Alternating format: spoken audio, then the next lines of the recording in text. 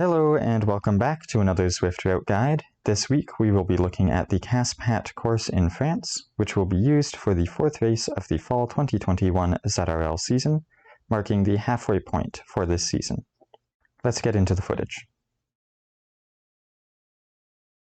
So straight away here on the left-hand side you see the start pens. You can also see that the Marina Sprint Reverse is coming up. That sprint starts 600 meters into the race, 190 meters in length. You're going to want to be at your sprint speed before you get into the start, which is just at the right-hand turn here. And there's the start. It's a pretty short sprint, should be about 13 to 16 seconds. And there's about 12 kilometers in between the end of the Marina Sprint Reverse segment and the Pave Sprint Reverse segment, which is your next section.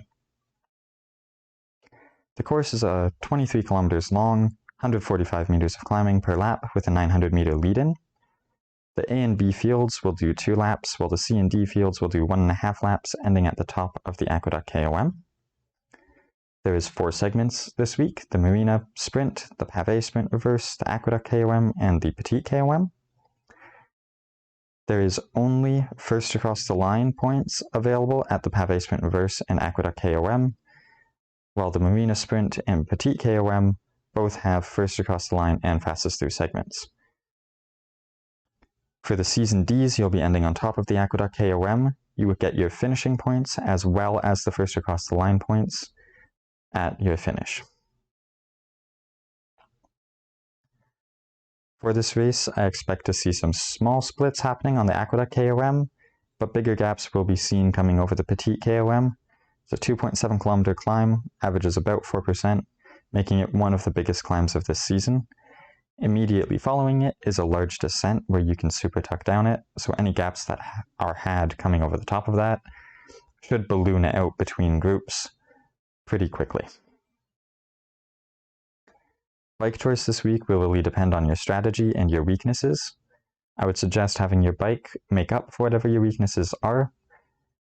So sprinters, you're probably going to be looking for something a little more lightweight in order to make it over those climbs with the lighter riders, while lighter riders are probably going to be looking for something a little more aero to give them a bit of an advantage and try to see if they can pip some points from those sprinters coming through the sprint segments, as well as allowing them to keep up a little better on the descents, as the heavier riders will naturally be descending faster.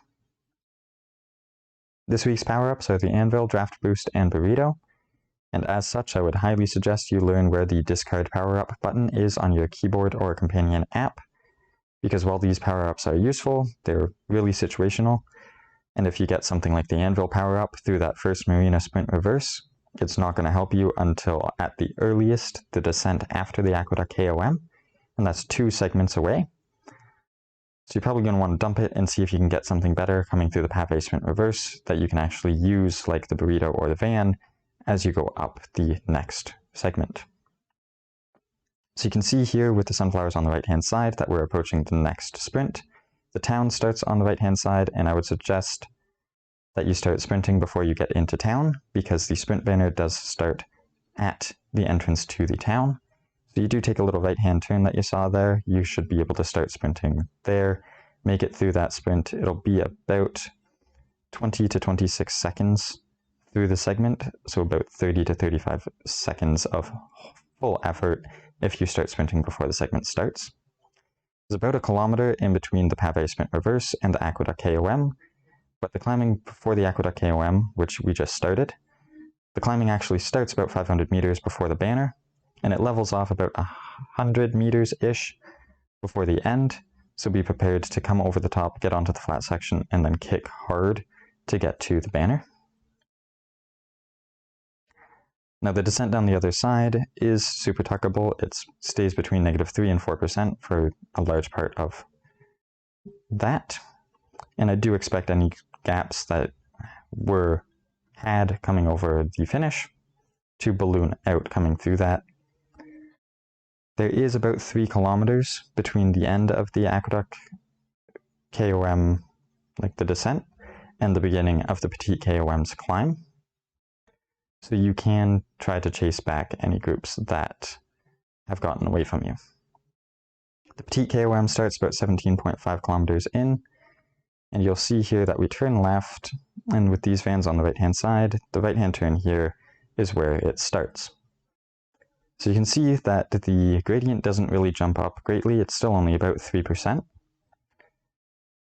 And there is large portions of this climb that stay relatively flat, about 2 to 3%, particularly on the right-hand side of these switchbacks. You'll see me here trying to get out of going to another event before we go onto this left-hand turn, and we hit the steeper side of switchbacks, which is about 6 to 7%.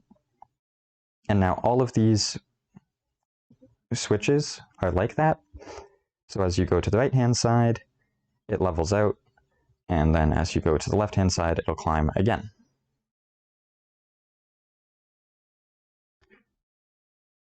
Now, the switchbacks to the right-hand side can be a good place to use a burrito just to kind of mentally break your opponents, because it'll make it feel much harder after someone's dug real deep to kind of stay with you on the steeper segment if they now know that they have no draft benefit. And as you can see here, we're approaching the end of this climb. It's taking me about 7 minutes and 45 seconds. You'll probably see that closer down to 6.5 minutes before you get down to this descent. Now the descent is definitely able to be super tucked. It stays pretty steep the majority of the time. However, there is a couple sections where it'll jump back up to -1 or 2% that you'll have to pedal through, as your avatar will break out of that full super tuck. From the base of the descent to the Marina Sprint Reverse is about 700 meters, and you can maintain your speed really well through there.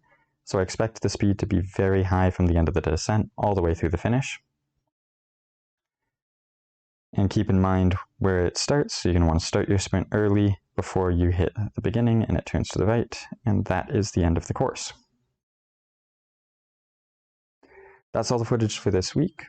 Keep in mind the A and B riders, you'll do another full lap. C and D riders, you'll finish at the top of the Aqueduc KOM. Let me know in the comments below what you would like to see added to these recons. Maybe more details on the segments, slower footage through the segments, race footage from the segments, more information on bike selection, anything else. If you found it helpful, give it a thumbs up, subscribe to the channel if you don't want to miss another recon, and as always, good luck with your races, and ride on.